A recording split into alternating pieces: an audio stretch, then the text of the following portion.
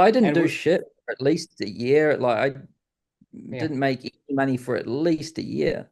Mm-hmm. I think I basically sucked for the first 10. And Okay. then Yeah. yeah, it For the took me first 10. almost 15 years to get good. Mm-hmm. And then who knows what I'll think in another 5 or 10. I might think, shit, I wasn't really that good then, right? Mm-hmm. You just don't know what you don't know. Mm-hmm. I think a lot of people haven't seen what good really looks like. I Mm-hmm. think that's actually the problem. Mm-hmm. Now that you're making me think about it, Yeah. it's that people think they're good, Mm-hmm. but maybe they aren't. Mm-hmm. And maybe that's the problem. And the Yeah. only because it's you don't know what hot or cold is without contrast, comparison, right? And so, and I do remember reading this somewhere. It was like experiencing great Mm-hmm. is one of the most important things. It's like you can only, whenever you're making something, you're drawing from this library of information you have internally, right?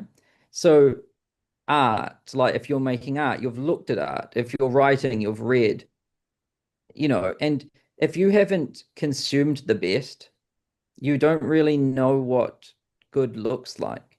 Um, and so, and I've always had a natural kind of pull to this. Like, I don't even care what it is, even if it's not relevant. I'm really curious about what the like forefront of something is like.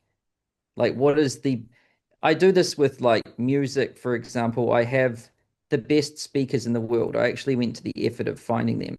The ones they use at like the best recording studios in the world, like Abbey Road and things. Mm-hmm. Um, and I wanted to experience what my favorite music sounds like on the best speakers in the world, and if I could tell the difference, Mm-hmm. right? Because there's Mm-hmm. this gap, but most people don't know that it's just music, it's just sound, Yeah. right? Mm-hmm. But there's a lot of detail in there. And then, like, why is some music better than other music? Like, what went into making that? Or even with food. And I found I hate cooking and I'm not a big foodie, but I still was curious about what went into making the best restaurant. And do Mm-hmm. you know what I found? It's What? soil. Like, so the best restaurants in the world own their own farms. And they Interesting. chose their farms based on the soil. Okay. What Interesting. makes the best farm? The best soil. Mm-hmm. So, it What comes makes the back. best soil? Let's go. It's like biodiversity over time. So, like, Mm-hmm. if it's been a monoculture, like Mm-hmm. pesticide farm, that soil's wrecked, right? If it's been a concrete tennis court and they ripped it up, now they're trying to put a terrible.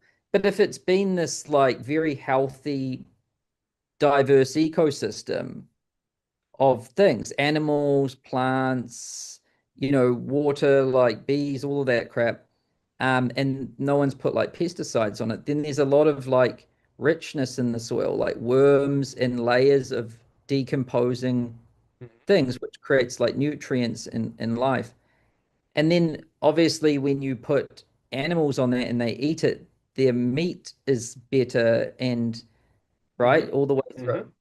Mm-hmm. So I think, and then I looked at like Leonardo da Vinci in painting. He learned chemistry just so he could mix his own pigments and for his paints.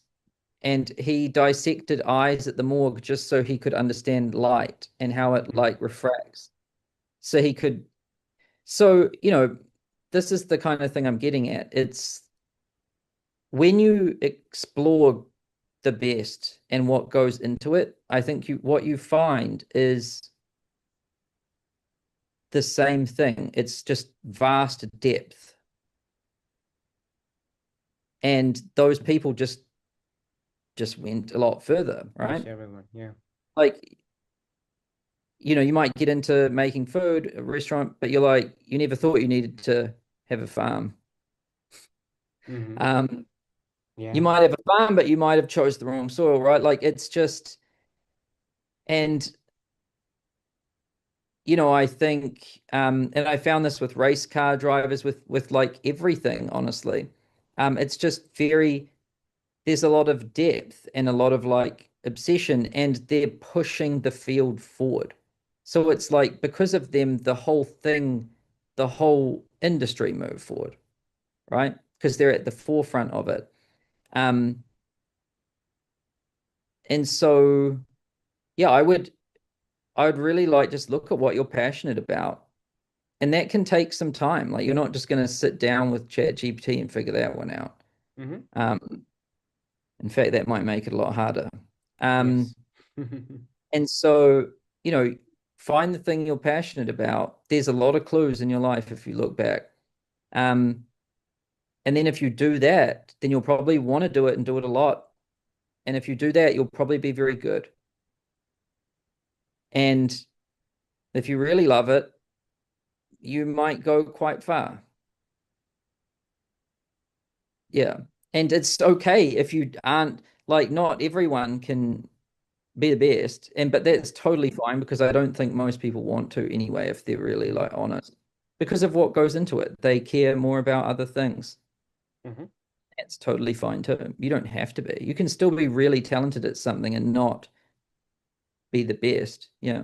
Very good. Now, a lot of these trainings are available for free with all of the templates, AI tools, private feedback for you to be able to implement in your business. And guess what? It's absolutely free. So if you're interested, the link will be down below in the description and you can apply to join there.